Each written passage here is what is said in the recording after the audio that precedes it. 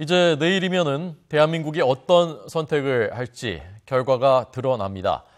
저희가 총선 결과에 대한 4개의 가상 결과를 상정했습니다. 그 결과에 따라서 대한민국이 그리고 전국이 어떻게 변화할 것인지 전망하도록 하겠습니다. 두 분 초대했습니다. 저희 YTN의 객원 해설위원, 정치학자 김형준 명지대 교수, 그리고 김만흠 한국정치아카데미 원장 나와 있습니다. 안녕하십니까? 네, 안녕하세요. 저희가 여러 가지 경우의 수가 워낙 이번에 3당이기 때문에 여러 가지 경우의 수가 나옵니다만은 크게 분류해서 4가지 결과를 가상 상정을 했습니다. 그래서 그 결과에 따라서 그 이후에 어떻게 달라질 것인지, 그 대선까지 어떻게 전개될 것인지를 두 분의 견해를 듣도록 하겠습니다.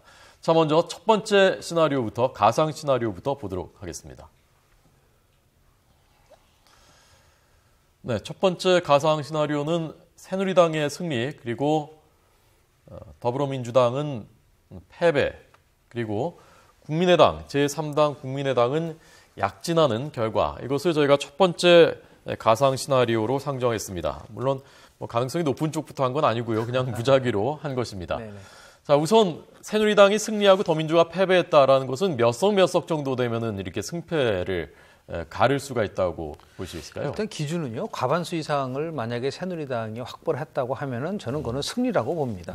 왜냐하면 그 친여 무소속이 대거 탈당한 상태에서, 그리고 지난 2012년에 박근혜 비대위원장 체제 때도 152석을 가져왔기 때문에 그 과반수를 얻으면 획득 보고요.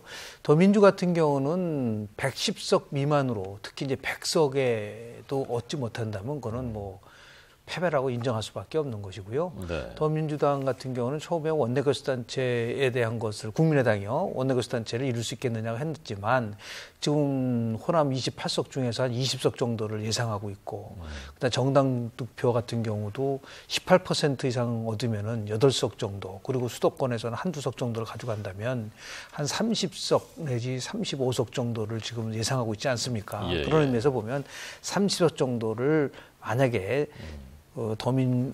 국민의당이 가져간다면 그것은 약진했다고 평가를 할 수 있는 부분이 분명히 있다고 저는 봅니다. 예. 그러니까 김형준 교수님의 견해는 지금 이 첫 번째 시나리오에 부합하는 것은 새누리당은 과반 이상을 그렇습니다. 하고 151석 이상 하고 더민주는 100석 미만으로 떨어지고 국민의당은 30석 이상 하면은 약진이라고 볼 수 있다. 김 원장님께서는. 네, 일반적으로 이야기하면 여당이 좀 과반을 차지하는 이른바 여대 야소가 되면은 여당이 승리했다고 얘기할 수 있겠죠. 그래서 지난 총선 때 152석, 19대 때요. 이후에 보궐선거까지 합해도 154석 정도가 되겠는데 그걸 기준으로 얘기할 수 있겠지만은 저는 조금 더 높게 잡았습니다. 최소한 160석 정도는 돼야 새누리당이 승리했다고 얘기할 수 있지 않겠는가라는 생각입니다. 조금 더 추가한 이유는 최근에 이제 다야 구도가 등장했고요. 또 여러 가지 추세 속에서 심지어는 초반에 180석, 200석 이런 얘기까지 나왔기 때문에 그런 추세라든가 분위기를 감안했을 때 단순히 과반을 넘었다고 해서 좀 승리라고 말하기는 어려운, 그래서 160석 정도를 얘기했습니다. 이런 것 때문에 아마 김무성 대표를 비롯한 새누리당 지도부에서 상당 기간 동안 145석도 어렵다 이런 얘기를 하고 다녔죠. 그러나 여러 가지 조건들을 감안했을 때는 한 160석 정도는 넘어야 그래도 승리라는 얘기를 할 수 있지 않을까 그런 생각이 듭니다. 예, 더민주는 패배가 몇 석 이하면 패배? 더민주의 경우에는 가장 원래 원칙적으로 얘기한다면은 분당되기 전에 127석 기준으로 해야겠죠. 해야겠는데 현실적으로 봤을 때 지금 김종인 대표가 지난번에 107석 이상을 넘지 못했을 경우에는 본인이 책임지고 자리를 그만두겠다라고 얘기를 했었고요. 또 그 전에 문재인 전 대표도 이번 총선에서 본인이 대표로서는 그만두지만은 역시 총선에 책임지겠다라고 했을 때 김종인 현 대표한테 문재인 대표가 책임지는 자리가 뭐냐, 어느 정도 기준이냐라고 물어봤을 때 역시 크게는 분당되기 이전에, 분열되기 이전에 127석, 좁게는 현 의석이었던 당시에 107석을 얘기하고 있기 때문에 현실적인 의석도 107석을 기준으로 하는 게 맞지 않을까 좀 그렇게 봅니다. 107석을 못 채우면은 패배로 봐야 된다. 예, 그런 점에서 대체로 지금 이제 107석을 넘을 거라고 보는 분석들이 많지 않아서 구도상으로는 이번에는 더 민주가 좀 패배하는 게 아닌가 이런 분석 좀 다수가 그렇게 얘기를 하고 있는 것 같습니다. 민주당의 패배를 평가할 수 있는 기준은 두 가지입니다. 하나는 이제 무엇보다도 호남에서 전체 28석 중에서 어느 정도 차지하느냐 문제죠. 지금 20석 이상을 국민의당이 가져가지 않겠냐는 전망이 나오고 있는데요. 예. 만약 그런 식의 더 나쁜 결과가 나온다면은 그건 뭐 패배라고 볼 수밖에 없죠. 더 나아가서 수도권에 대한 문제인데요. 지난 2012전에 전체 112석 중에서 당시 민주통합당이 65석을 가져갔습니다. 근데 만약에 패배를 한다면 결국 수도권에서 졌다는 것밖에 안 되는 거거든요. 예. 특히 관심 있게 봐야 될 부분들은 이게 아마 실현될 가능성이 어느 정도는 있다고 보는데요. 정당 득표에서 만약에 더국민과 더 민주당과 국민의당이 정당 득표에서 아주 굉장히 희소한 그런 부분이 나온다든지 비례대표에서요? 비례대표 예. 그럴 경우는 그건 완패라고 볼 수밖에 없습니다. 그러니까 다시 해서 수도권에서 단순한 의석 문제가 아니라 왜냐하면 다 아시겠죠. 국민의당은 창당한 지 얼마 안 된 정당인데도 불구하고 예. 정당 득표에서 그런 의미에서 저는 문재인 우리 전 대표가 정당 투표는 국민의당을 하고 후보 투표는 더 민주당을 해야 된다는 말을 한다는 것 자체에서 제가 경악을 금치 못하게 저는 있을 수 없는 얘기입니다. 어떻게 전 그 대표가 정당을 찍을 때는 국민의당을 찍고 후보 찍을 때는 더 민주를 찍으라는 아무리 급하다 하더라도 이것은 제가 볼 때는 좋은 방법이 아니다. 좋은 접근 방법이 아니다. 그래서 저는 기준을 두 가지를 봅니다. 수도권에서 정당 득표와 수도권 특히 그런 부분 속에서의 의석을 넘어서서 그리고 호남권에서의 의석 이 두 가지를 가지고 더 민주당의 패배를 평가할 수 있지 않을까라는 생각을 합니다. 예. 지금 이제 문재인 대표가 정당 투표는 국민의당이 하더라도 이제 개인 지역구 후보 투표는 더불어민주당 후보에게 해달라. 이것은 아마 최근에 더불어민주당 쪽의 기류가 안 좋은 것을 반영하고 있는 것 같습니다.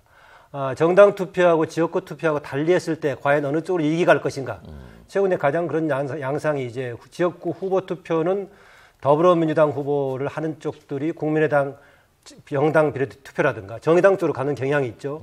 그랬을 때 어느 쪽 이익인가. 원래 누구 표인가 예상할 수 있는 것이죠. 지금 아마 문재인 전 대표는 그래서 반대로 당은 국민의당 가더라도 오히려 더불어민주당 후보에게 몰아달라. 아마 이런 2단계 전략으로 얘기하는 것 같은데 과연 효과가 있을지 다른 한편으로는 최근에 조금 계속 분위기가 좀 몰리고 있는 그것을 느끼고 극단적인 지금 전략을 쓰고 있는 느낌이 들기도 합니다. 네. 그러니까 김 교수님 말씀하신 그 야당 패배, 더민주 패배의 두 가지가 하나는 100석 미만이고 하나는 수도권에서 그렇습니다. 비례대표 득표율이 더민주와 거의 비슷하게 국민의당과 거의 비슷하게 나올 정도이고 호남에서 많이 지는 경우. 근데 결국 이제 두 가지가 이렇게 되면 이렇게 될 가능성이 높은 거겠죠. 자, 그러면 자, 그 기준으로 놓고 봤을 때 그래서 다시 첫 번째로 돌아와서요. 첫 번째 시나리오. 새누리당이 승리하고 더민주가 패배하고 그리고 국민의당은 약진한다. 이렇게 됐을 때 그 이후에 어떻게 전국이 전개될 것이라고 전망할 수 있습니까? 일단은 지금 가장 그 관심이 갖는 거는 1996년도 총선 끝나고 나서 당시 신한국당 그리고 새정치국민회의 그리고 자민련 당시 자민련이 제3당이었었는데요. 예상을 깨고 50석을 차지했었습니다. 굉장히 높았습니다. 새정치국민회 79석 그리고 신한국당이 139석을 가져갔었는데요. 그때 무소속이 15석이 당선됐었습니다. 근데 문제는 뭐냐면 그 20년 만에 처음으로 신삼당 체제가 만들어집니다.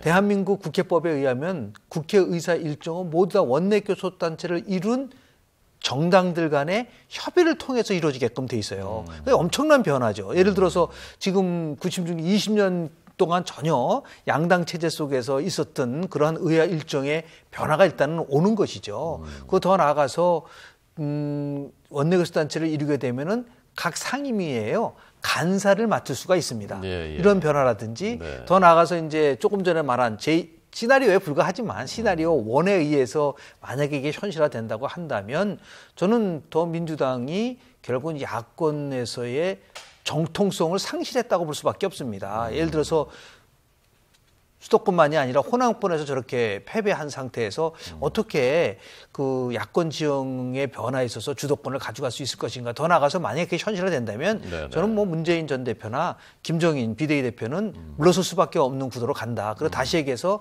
더민주당은 새로운 지도체제 특히 만약에 그 대구에서 김부겸 의원이 당선이 된다면 상당히 나름대로 새로운 변화를 줄 수 있는 부분들이 있고요. 이번에 손학규 전 상임대표가 결국은 어느 정당도 지지를 하지 않았는데요. 결국은 더민주에서 권력지형의 변화가 온다고 한다면 자연스럽게 손학규 전 대표가 더민주 쪽으로 가서 실질적으로 역할을 할 수밖에 없는 공간이 열릴 수밖에 없다. 예. 그 박영선 의원 같은 경우는 여성이면서 4선 의원이고 수도권에서 당선됐기 때문에 이 세 사람이 예를 들어서 새롭게 그 더민주에 있어서의 지도체제에 있어서의 변화 속에서 핵심이 되지 않겠는가 생각이 좀 들고요. 김무겸 손학규 박영선을 그렇습니다. 주목해야 된다. 네네. 예. 그게 지금 이제 96년 15대 총선을 이야기하자면 그때 이제 자민련이 50석 했던 것은 제 3당이 그만큼 규모로 된 게 없었죠. 50석 정도 규모가. 그런데 그게 왜 자민련이 지속되지 못하고 양당체로 흡수가 됐는지는 생각해 볼 필요가 있습니다. 당시에 이제 이른바 현재의 보수 진영의 중심이었다고 하는 대구에서도 자민련이 13석 중에서 당시에 8석을 가져갔습니다. 아, 그랬군요. 예, 지금은 대구가 12석이 됩니다만은 13석일 때 8석을 가져갔고요. 무소속이 3명이 됐었고 당시 신한국당이 2석밖에 못 가져갔습니다. 어허. 이렇게 지역의 압도적인 기반을 가지고 있음에도 불구하고 왜 그 이후로 자민련이 쇠락했느냐 예. 이런 두 가지 배경이 있다고 봅니다. 당시에 핵심 기반이 대구이기도 했었지만은 PK가 또 핵심 또 하나의 기반이었습니다. 당시에 김영삼 대통령을 중심으로 예. 그쪽은 또 하나 살아 있었고요. 그런데 상대적으로 신한국당이 밀리고 세력에서 밀리고 있었고 PK를 중심으로 한 YS 계열이 있었다는 점이 이제 큰 차이가 있었고요. 또 하나 이제 자민련이 그 이후에 독자의 길을 갔던 것이 아니라 DJP 연합을 하면서 새천년 민주당 이후에 나중에는 당시에는 새정치 국민회의로 같이 끌려가게 되면서 나중에 독자적인 자립적인 힘을 잃어버리게 됐습니다. 그래서 그 다음 선거에서 17석, 18석으로 줄어들게 되면서 이제 몰락을 하게 되는 과정을 겪죠. 그래서 일단 국민의당이 이번에 약진을 해서 30석 이상 간다고 하더라도 예. 과연 그 이후로 어떤 구심력을 만들 수 있을까? 그래서 중요한 과제라고 보고요. 그러나 어쨌든 간에 더불어민주당은 패배했을 경우에 조금 전에 김영정 교수가 지적했다시피 두 사람 현 대표, 전 대표의 책임은 물론 당 자체가 야권 전체 재편 속에서 뭔가 흔들릴 수밖에 없는 그런 예. 상황이다라고 봅니다. 네. 자, 그러면 두 번째 시나리오로 가도록 하겠습니다. 한 개만 너무 오래 하면 안 되거든요. 그런데 사실상 공정하게 조금 해야 비교적인 순서대로 네. 가능성이 큰 게 좀 먼저 나오지 않았나 그렇게 보긴 합니다. 네, 뭐 저희는 그런 의도는 아니었고요. 예. 어쨌건 이 1번 시나리오에서는 일단 전제를 몇 석을 승패로 할 수 있느냐 그 얘기를 앞에 한참 했기 때문에 실제로는 길게는 안 했습니다. 자, 두 번째 시나리오로 넘어가겠습니다. 자, 두 번째 상정한 시나리오 새누리당의 패배 그리고 더불어민주당의 승리, 국민의당도 패배. 예, 이 시나리오를 잡았습니다. 이 시나리오는 아까 두 분이 말씀하신 기준을 대입한다면은 새누리당이 과반을 얻지 못하고 그리고 김 원장님께서는 새누리당이 160석을 얻지 못하면 패배로 봐야 된다고 보시는 거죠? 예. 160석 이하면. 그런데 이제 과반을 했을 경우에는 뭐 그냥 현상 유지했다라고 얘기할 수 있을 거고요. 네. 본인들이 우려했다시피 이제 과반이 안 돼 버리면 확실하게 패배한 게 되겠죠. 과반이 그런데 안 그게 되면. 이제 새누리당이 패배할 가능성은 이런 경우 가능합니다. 대구에서는 현재보다는 몇 석이 줄어들 것은 분명합니다. 예. 야권에서도 한두 석 정도의 추가 가능성이 있고 또 알다시피 새누리당 출신의 몇 사람들의 지금 무소속이 당선 가능성이 꽤 있는 거 아니겠습니까? 그래서 현 의석보다는 줄어들 가능성이 있다. 그런데 수도권은 지난번에 112석일 때 19대 총선 때 그때 43석밖에 차지하지 못했습니다. 예. 그런데 이보다 이제 조금 늘어간다면 과반은 넘길 건데 지금 이게 확실히 우세하다고 판정이 난 지역들이 많지가 않거든요. 네. 여러 군데가 경합을 벌이고 있는데 많이 경합을 벌이고 있는 지역에서 다수가 더불어민주당이든 국민의당이든 정의당이든 야권 계열로 넘어간다라고 하면은 새누리당이 패배하는 상황이 생길 수가 있을 겁니다. 예. 좀 더 구체적으로 말씀을 드리면 조금 전에 우리 김 박사님 말씀을 하셨지만 지난 4년 전에요. 수도권 112석 중에서 당시 새누리당이 얻은 의석수가 43석 아닙니까? 근데 지금 영남 무소속 등을 하면 한 10석 정도가 빠져나갈 것이다라고 예측을 좀 많이 하고 있거든요. 그렇다고 따지면 과반수 이상을 얻으려고 한다면 최소한도 제가 시뮬레이션을 해보니까 수도권에서 52석 이상을 새누리당이 얻어야 됩니다. 그래서 만약에 60석까지 육박을 한다고 한다면 자신들이 10석이 이탈한 것도 충분히 커버를 하면서 물론 거기에는 지난 4년 전에는 강원도 9석 중에서 9석 다 가져갔고 그리고 충청도 27석 중에서 15석을 가져갔거든요. 그런 부분들 걸 다 가져간다고 생각을 하고 똑같은 일이 벌어진다고 가장을 한다면 강원도 8석 다 가져가고 지금은 뭐 충청도 27석 중에서 15석을 가져간다고 가정을 한다면 그리고 나서 과반수 이상을 얻으려고 한다면 최소한도 수도권에서 52석 내지 55석 정도를 확보를 해야 된다. 근데 지금 지난 2012년 총선에서 수도권에서요 3% 내로 박빙의 승부가 벌어진 데가 19곳이거든요. 그렇기 때문에 지금도 비슷합니다. 여기서 이제 어떤 결과가 나오냐에 따라서 만약에 패배를 한다고 한다면 조금 전에 김 박사님 말씀하신 것처럼 지금 박빙의 승부를 벌이고 있는 약 한 20곳 내지 25곳의 박빙의 승부를 벌이고 있는 데서 70% 정도 이상을 더민주가 가져가고 그리고 30% 정도만 만약에 가져간다면 4년 전에 얻었던 43석보다 조금 더 만약에 얻게 된다고 한다면 그건 150석이 무너질 수 있는 가능성은 있는 거라고 보는 거죠. 왜 이렇게 경합지역에서의 새누리당의 질 가능성도 우리가 한번 다뤄보느냐. 원래 이야기할 때는 다야구도가 되기 때문에 수도권에서 치열한 지역에서는 대부분 어부지리로 새누리당이 가져가지 않겠냐 이런 얘기했었죠. 그렇게 된다면 압도적으로 수도권에서 새누리당이 이겨야 되는데 현재 많은 지역들에서 경합을 벌이고 있다. 이 현상을 보면서 두 가지로 볼 수가 있습니다. 하나는 이제 다야구도라고 했을 때 현재의 국민의당을 비롯한 야당의 여러 후보들이 그냥 기존의 한 야당이 가지고 있었던 그 득표력을 가지고 그냥 쪼개 먹는 것이 아니라 다야가 되면서 독자적인 경쟁력을 가지고 야당 세력을 확장하는 그런 측면도 있습니다. 거기에다가 새누리당이 근래에 와서 여러 부분에서 그동안 전통적으로 지지해왔던 기본의 그 고령층이라든가 지역에서 많이 표를 상실하고 있지 않습니까? 이 두 가지가 같이 작용을 하면서 새누리당이 상대적으로 지금 약세를 보이고 있기 때문에 다야구도에도 불구하고 경합지역 여러 군데가 있고 이게 나중에 승리로 간다면은 전체적인 승리로 이어지겠지만 만약에 경합지역에서 패배하게 된다면 새누리당도 가반을 못 미칠 그럴 경우도 있을 수 있다 이런 얘기입니다. 예. 자, 어쨌건 이렇게 되면 두 번째 시나리오가 현실이 된다면 그러면 이제 어떻게 될까요? 어떻게 전망하십니까? 일단 뭐 더민주당의 문재인 체제는 공고화될 수밖에 없는 것이죠. 그 안 속에서 여하튼 그 승리의 요인이 뭐냐. 결국 문재인 전 대표가 김종인 비대위 체제를 만들고 공천을 주도했고 본인이 호남이라든지 아니면 수도권 가서 열심히 선거운동을 함으로써 차기 대권 후보로서의 그러한 그 역량을 발휘했기 때문에 가능한 거라고 보는 거죠. 그런 의미에서 보면은 아마도 저 시나리오대로 가지고 간다면은 뭐 박원순 예를 들어서 시장이나 그밖에 안희정 전 지금 현 지사나 차기 대권 후보 가도 속에서 결국은 시간이 흐르면 흐를수록 시나리오 2의 핵심이 뭐냐면 국민의당도 패배로 돼 있기 때문에 이거는 결국은 더민주당으로 흡수 통합될 수밖에 없는 구도라고 보고요. 다만 흥미로운 거는 뭐 새누리당 패배하고 그리고 더민주가 승리하고 또 만약 국민의당이 선전할 경우도 가상해 볼 수 있지 않겠습니까? 그럴 경우에는 저는 올 연말까지 치열하게 주도권 정쟁을 하면서 뭐 이번 총선 끝나고 나면 뭐 결국은 예측을 해보면 대선을 앞두고 두 정당은 합칠 수밖에 없다, 통합될 수밖에 없다고 보고요. 어쨌건 통합될 것이다.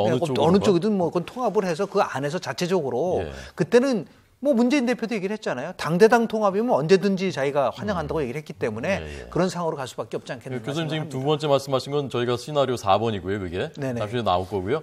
2번이라면은 문재인 대표가 전 대표가 결국 야권의 대선 주자가 될 가능성이 굉장히 높아진다. 높죠.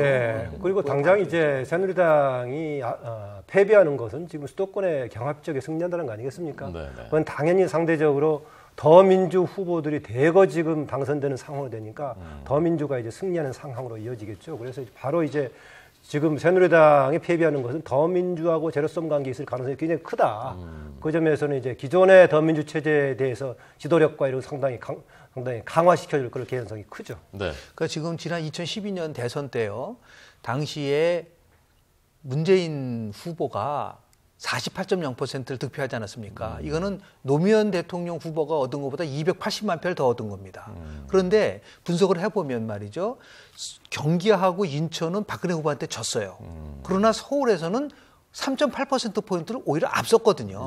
그래서 지금 얘기한 수도권에서 만약에 승리를 한다고 한다면 결국 대한민국 선거에서 지역구도가 굉장히 세분화되어 있는 상황 속에서 수도권을 승리하지 못하고 선거에서 승리하기는 어렵거든요. 지난번 결국 108만 표 차이가 났지만 예상을 깨고 경기도하고 인천에서 박근혜 후보가 이겼기 때문에 승리를 한 것이기 때문에 만약에 저렇게 수도권에서 압승을 거둬가지고 더민주가 승리를 한다고 한다면 저는 뭐 정권 교체가 될 가능성이 굉장히 높을 뿐만 아니라 결국은 더민주당의 대권 후보 로서는 문재인 전 대표가 결국 주도권을 가질 수밖에 없는 상황이 나올 수밖에 없다고 보는 거죠. 예. 자, 그러면 세 번째 시나리오 저희가 가상한 상정한 세 가지 이번 총선 결과의 가상 결과 중에 세 번째 결과를 보도록 하겠습니다. 네, 세 번째 시나리오는 새누리당의 압승 그리고 더불어민주당도 패배하고 아까 1번은 국민의당이 약진하는 거였습니다만은 이 3번 시나리오는 국민의당도 뭐 주목할 만한 결과를 얻지 못하고 그러니까 새누리당만 독주하는 이런 결과. 자, 이러려면은 새누리당이 한 170석 정도 얻으면 그렇죠. 뭐 그렇게 170석 정도. 둘 다 패배하려면 더 가야 되지 않겠어요? 180석까지 네, 180석. 만약 국민의당과 더불어민주당이 동시에 패배하는 상황이라면 180석을 넘기는 상황이 되겠죠. 패배는 몇 석 정도면 국민의당이 패배했다고 20석 미만으로 봐야 되나요? 기본적으로는 초기에는 교섭단체 구성이었기 때문에 그렇게 볼 수가 있겠지만은요. 네. 스스로 지금 최근에 분위기가 살고 있다고 얘기해서 네.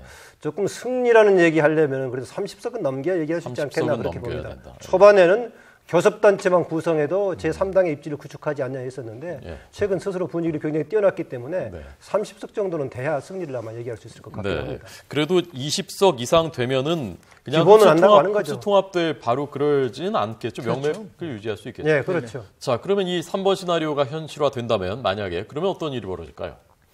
뭐 한마디로 얘기해서 민주당이나 예.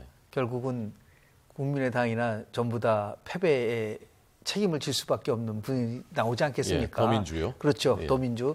그러니까 다시 얘기해서 왜 그러면 문재인 대표가 안철수 의원이 탈당을 막지 못했는가를 포함해서 더 중요한 것은 저는 나중에 이제 물론 이제 평가가 나오겠지만 더민주당이 만약에 패배를 한다면 탈당에서 분열된 것보다는 저는 김종인 체제가 갖고 있는 취약성 때문에 패배할 가능성이 굉장히 높다고 보고 있기 때문에 그 문제가 다시 거론될 가능성이 굉장히 크거든요. 다시 얘기해서 정체성을 바꿔야 된다고 얘기를 했는데 정체성이 맞지 않은 사람이 들어와서 정체성을 얘기하면서 올 수 있는 부조화. 그러니까 다시 얘기해서 이제 새누리당에 대항하기 위해서는 새로운 야권 재편만이 아니라 정체성 문제를 다시 거론할 수밖에 없다. 그러니까 김종인 대표가 얘기하는 식의 정체성의 변화는 그건 성공할 수 없다는 걸 보여준 거거든요. 그런 면에서 봤을 때 아주 굉장히 나름대로 야권이 제로 상태에서 네. 어떻게 하면은 다시 정권을 찾아올 수 있을 것인가에 대한 정체성 논쟁이 굉장히 신랄하게 벌어질 가능성이 크고요. 그런 견지에서 보자면은 다시 그 구주류가 다시 장악하게 될 그런 가능성도 배제할 충분히 있다고 봅니다. 같이 패배를 하게 될 경우는 그게 가능하다고 보는데요. 지금 흐름은 그럴 수밖에 없죠. 왜냐하면 패배의 원인이 뭐냐면 결국은 뭐죠? 새누리당은 보수가 직결돼서 승리를 했고 그리고 더민주나 다른 야권들은 전통적인 지지계층들이 빠지거나 또는 중도층이 실질적으로 강력하게 지지를 못했는데 중도 좌파를 얘기할 수 있는 중도 진보를 하는 계층들로부터 지지를 못 받았다고 해석할 수밖에 없어요. 예, 그러니까 예. 다시 복원을 하기 위해서는 무조건 친노 패권주의라는 부분만 얘기해서는 안 된다. 뭔가 새로운 것인데 저는 그걸 어떻게 보냐면요. 95년도에 당시 김대중 대통령 후보, 그러니까 총재가 새정치국민회를 만들면서 당을 어떤 식으로 로고를 만들었냐면요. 서민과 중산층을 위한 정당으로 바꾼 겁니다. 다시 그거를 복원시켜야 된다. 지금 같은 무슨 예를 들어서 종북이냐 아니냐는 문제라든지요. 친노냐 아니냐 이런 논쟁을 해서는 안 되고 야당이 갖고 있는 본질적인 정체성의 문제는 서민과 중산층을 위한 정당이라고 하는 이 부분들을 어떻게 빨리 추스릴 수 있느냐가 아마 중요한 과제가 저는 될 거라고 저는 봅니다. 이제 야당 1, 2야당이 지금 패배할 정도라면은 국민의당도 교섭단체를 구성하지 못하는 수준까지 되는 거 아니겠습니까? 그렇게 돼버린다면은 지금 이제 근본적으로 다른 차원으로 가죠.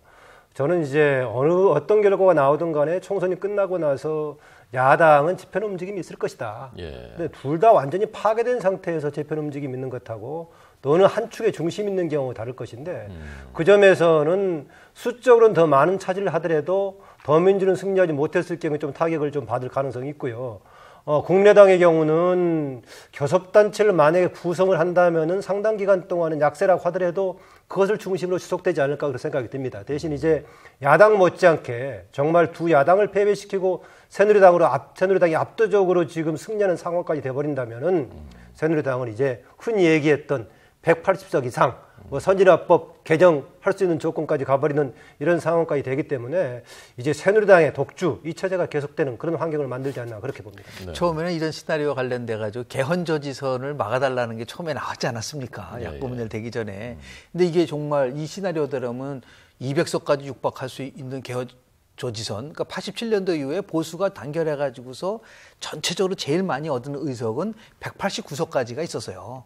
그거는 뭐 이제 자유선진당이라든지 아니면 한나라당 이런 걸 다 합쳤을 때 그렇기 때문에 그게 뭐 지금 충청도 같은 경우도 보수를 상징하는 충청을 대표하는 정당이 없지 않습니까? 다 이것이 새누리당이 흡수된 상태이기 때문에 그래서 저런 시나리오를 한다면 최소한도 제가 볼 때는 새누리당의 180석을 차지할 수 있는 시나리오다. 이렇게 되면 야권은 완전히 붕괴되는 거기 때문에 거기서 새롭게 올라올 수 있는 거는 안철수든 문재인든 다 안 된다. 그러니까 지금까지 한 번도는 아니지만 결국은 집권 상태에 있지만 결국은 손학규 전 대표한테 러브콜을 할 수밖에 없는 것이고 박원순 시장은 할 수가 없죠. 왜냐하면 지금 박원순 시장은 뭐 행정가이기 때문에 대선 구도에서 그럼 뭐 나름대로 그 공간이 열릴 수 있는 부분이 생길 수 있는 거죠. 네. 이렇게 되면은 여권의 지형은 어떻게 될까요? 김무성 대표하고 그 친박 다른 잠재주자는 반기문이라든가 오세훈이라든가 이 그 구도는 어떻게 될까요? 일단 아까 얘기했던 18대에서는 친박연대하고 친박 무소속을 합했을 경우에요. 당시에 179석까지 됐습니다. 한나라당은 153석을 얻었었고 친박 무소속하고 친박 연대가 합해가지고 26석이 돼가지고 179까지 됐었는데 이번에 혹시 그렇게 나올지 모르겠는데요. 어쨌든 압승을 하게 되면은 그 조건하고 상관없이 내부의 경쟁은 좀 치열하게 진행이 될 것이라는 것인데 일단 저는 이 득표 여부하고 상관없이 김무성 대표 일단 총선의 승패 여부하고 상관없이 진짜 본격적인 이제 대권의 길을 가겠다고 했던 거 아니겠습니까? 네네. 그런데 그동안 했던 행적에 대해서 과연 어떻게 평가를 받을지 이것은 주목할 것인데, 여러 가지 공천 파동에도 불구하고 승리를 했다면은 김무성 대표에 대한 공천 과정에서 파동에 대해서 크게 감점 요인이 안 되겠죠. 긍정적인 요인으로 작용할 걸로 보고요. 그 다음에 오세훈 후보의 경우에는 개인적으로 이제 종로에서 본인이 승리하는 1차 관문을 넘어야겠죠. 만약에 1차 관문을 넘는다면은 그동안에 별로 부각되지 않았던 오세훈 후보가요, 총선 이후에 굉장히 부각될 걸로 봅니다. 이미 지금 총선 과정에서도 김무성 당 대표를 앞서는 여론조사들이 많이 나오고 있죠. 그럴 정도로 부각이 될 것 같고, 이제 총선이 끝났기 때문에 다음 일정이 대권 가도 일정이 진행이 되면서 여러 조사 기관들에서 이제 반기문 유엔 사무총장 넣으면서 계속 할 것인데, 그러면서 이제 조금은 과거에 오히려 현 야권 계열이 문재인, 안철수, 박원순 해가지고 다자구도 주목할 만한 다자구도가 있었는데 총선이 끝나고 나서 새누리당이 압승하는 가운데 만약 전국이 전개가 된다면 오히려 새누리당에서 비중 있는 인물들이 경쟁하는 그런 양상이 펼쳐질 수도 있다고 봅니다. 제가 보는 시나리오는 만약에 저렇게 된다면은 현재 권력이 미래 권력을 100% 만들 수 있다는 확신 속에서 행보를 하지 않겠습니까? 그러니까 대통령의 한 손에는 오세훈, 다른 한 손에는 반기문, 이 두 카드를 가지고서 서로가 경쟁 체제를 만들어 갈 것이다. 그런 와중 속에서 이제 반대편에 있는 이제 비박계라고 할 수 있는 우리 김무성 대표가 나름대로 그런 활동 공간을 넓히겠지만 우리가 관심 있게 봐야 될 부분은 이 선거가 끝나고 나면요, 새누리당 내에서 소위 말하는 개혁파들이 목소리를 낼 거라고 봅니다. 정두원, 정병국, 김용태 이 등등 의원들이 결국은 지도부를 향해서 또는 친박을 향해서 자신들의 목소리를 낼 것이고 바깥에 있는 유승민 의원까지 또 이재호 의원까지 이러한 코alition 빌딩을 할 가능성이 굉장히 크거든요. 정치적 상상력을 동원한다면 그분들이 끝까지 새누리당에 남아 있어야 된다는 보장이 없죠. 저렇게 해서 어떤 한쪽으로 쏠림 현상이 나와서 현재 권력이 미래 권력을 다 만들고 모든 것을 또 주도한다고 한다면 저는 새누리당 내 개혁파들이 결국은 2년 동안은 대통령과 같이 하지만 나머지 2년은 새로운 대통령과 같이 할 수밖에 없는 구조이기 때문에 그런 강향성도 분명히 존재할 수 있다라는 말씀을 좀 드립니다. 네, 흥미롭습니다. 자, 네 번째로 시간 관계상 네 번째로 넘어가겠습니다. 네 번째 시나리오입니다. 저희가 상정한 네 번째 총선 결과 가상 시나리오, 새누리당의 패배, 더불어민주당의 승리, 그리고 아까 2번과는 달리 더불어민주당도 승리하고 국민의당도 상당한 결과를 얻는, 국민의당도 약진하는, 자, 이것이 현실화된다면 어떻게 될 것인지, 어떻게 복잡하겠는데요, 이렇게 되면은? 일단 그 새누리당 패배는 아까 얘기했던 이제 수도권에서 경합 지역들에서 이제 새누리당이 되게 지능계로 나오겠죠. 그러면 이제 심지어는 그렇게 나와버릴 정도면 과반도 못 되는 상황이 생겨서요. 새누리당은 굉장히 위기에 처하게 될 거고, 아까 이미 다수가 됐을 때도 당내 개혁파를 중심으로 한 여러 가지 그동안의 새누리당의 운영에 관한 문제들을 제기할 거라고 했는데요. 만약에 졌을 경우는 더 나오겠죠. 사실은요, 승패하고 상관없이 총선이 끝나고 나면은 새누리당 내부에서 그런 문제를 제기할 가능성이 클 수밖에 없는 이유가 있습니다. 뭐냐면은 그동안의 새누리당 내부에서 특히 당청 관계를 비롯해서 국정운영 방식에서의 여러 가지 문제를 지적을 해왔지만은 밖으로 얘기를 못하던 거 아니겠습니까? 레이저 맞으면 큰일 나기 때문에. 더구나 공천이 걸려있고 하니까. 그런데 이번에 그 공천이 끝나고 앞으로 4년이 전개가 된단 말이죠. 박근혜 정부는 이제 사실상 1년 반이 남았지만은 차기 이제 대선 국면까지 진행이 되니까, 그래서 승패하고 상관없이 당 내부에서 그동안의 여당 운영에 대한 문제가 제기되겠지만은 패배를 하게 되면은 그게 더 격렬하게 제기될 수밖에 없다, 이렇게 봅니다. 예. 일단 새누리당의 저런 형태의 시나리오라면은 지금 말하는 145석 정도, 그리고 더민주는 110에서 한 115석 정도, 그리고 국민의당은 35석, 그 정의당이 8석이고 무소속이 한 10석일 때 나올 수 있는 시나리오입니다. 예. 저런 것이 만약에 정말 현실화된다고 한다면은요, 아마 대통령의 레임덕은 급속하게 올 것이다. 더 나아가서 김무성 대표가 총선 결과 상관없이 당대표직에서 물러난다고 그랬지 않습니까? 그 당대표는 친박에 갈 수가 없다. 다시 얘기해서 친박과 비박을 아울릴 수 있는 사람으로 갈 수밖에 없게 되는 상황이 옵니다.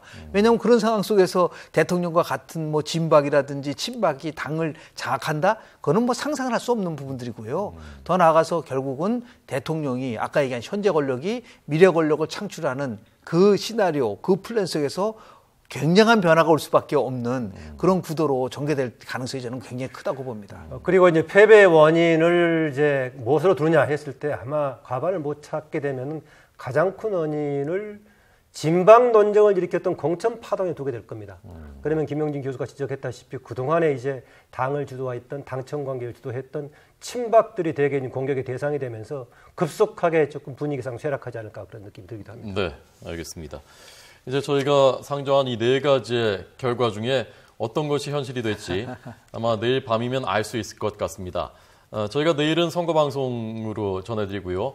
모레 뉴스인에서 이 4가지 중에 어떤 게 현실화됐는지 한번 짚어보고, 그러면 거기에 따라서 두 분이 말씀하셨던 전망들, 어떤 일이 펼쳐질 것인지 그걸 다시 한번 곱씹어 보도록 하겠습니다. 오늘 김영준 교수님, 김만원 원장님 잘 들었습니다. 고맙습니다. 네, 고맙습니다.